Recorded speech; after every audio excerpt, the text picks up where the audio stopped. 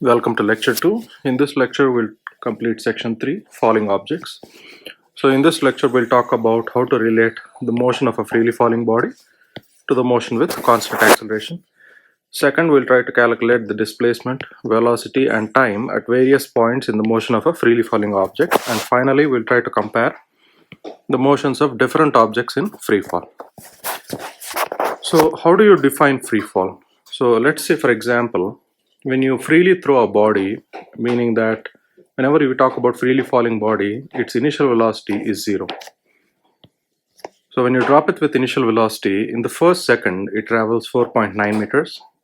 In the second second it travels 14.7 meters. In the third second it travels 24.5 meters. And the velocity in the first second increases by 9.8 meter per second.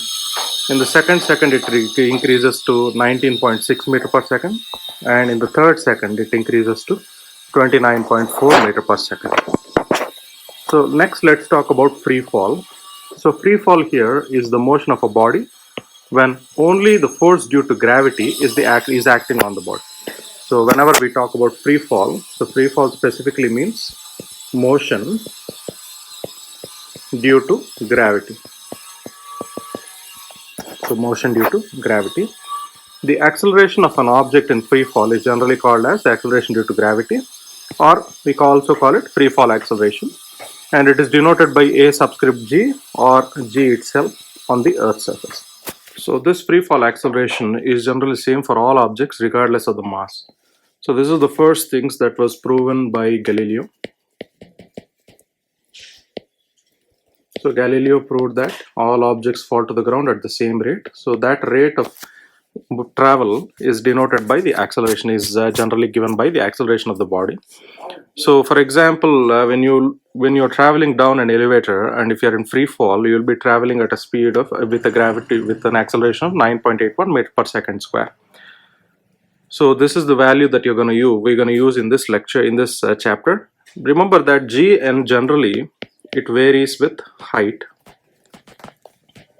and depth, but the average value is 9.81 meter per second square. So free fall acceleration on Earth's surface is minus 9.81 meter per second square at all points in the object's motion.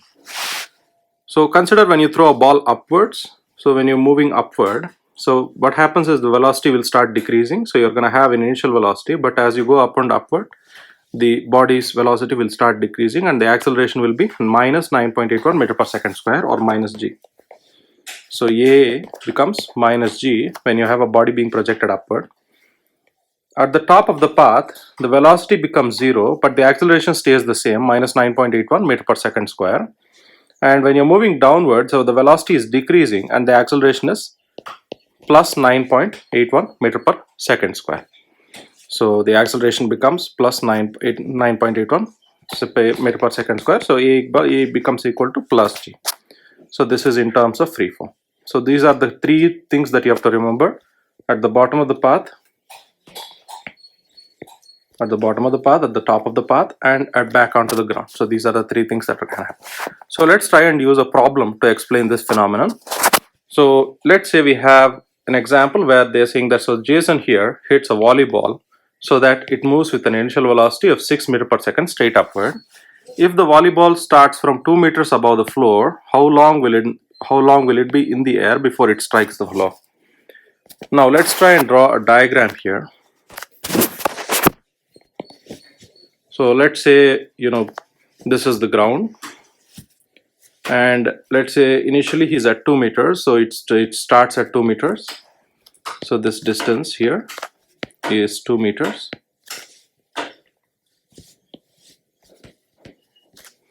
So the body goes upward from here. So let's consider that it goes upward like this. So it goes upward and it comes back to the ground. So this is the total path. So it's going upward to the reaches a top point and here. So the thing that we do not know is this height. So let's call this distance height h. And remember that these two heights will be the same. So this distance will be h minus 2, right? So this distance will be h minus 2. So before, let's not call this h minus 2. Let's call this distance h. So this is the height that it takes from the point where from 2 meters above. So it starts with a velocity of 6 meter per second. So it's going upward with a velocity of 6 meter per second. Remember that we are pushing it upward. So the acceleration is minus g. So which is minus 9.81 meter per second square. And this here is the initial velocity at the top point here. So this is the data at this point. So at the top point here, the final velocity is 0. And the acceleration will be minus 9.81 meter per second square. So remember that acceleration only changes in the other direction. Now, once we are at that point, let's try to use this data now to calculate this height here. So we know the height. So we know the equation for equations of motion here. So we can use the first equation of we can use the displacement equation of motion here. So which is delta x equal to vi times delta t plus half times a times delta t square. So the first thing that we do not know, or what the data that we do not have, is time here. So this is something that we do not have yet. So how do you determine that particular time here? So let's look at the data and determine if you have any value that can usually used to be determined t. So we have vi, vf and a. So the first equation is vf equal to vi plus a times delta t. So a times delta t becomes vf minus vi, and delta t becomes vf minus vi by a. So vf is 0 minus vi is 6 by minus 9.81. So this becomes minus 6 by minus 9.81. So the value becomes 6 by 9.81. So 6 over 9.81 becomes 0.6 seconds. So delta t from this motion is 0.6 seconds. So this is the amount of time it takes for the body to go from this point here A to this point, let's call it B. Now, so that amount of time, now substitute this delta t value into this equation here. So from that, we get delta x is h here. So vi is 6 times delta t is 0.6 plus half times acceleration is minus 9.81 times 0.6 square. Now, so 6 times 0.6 plus 1 by 2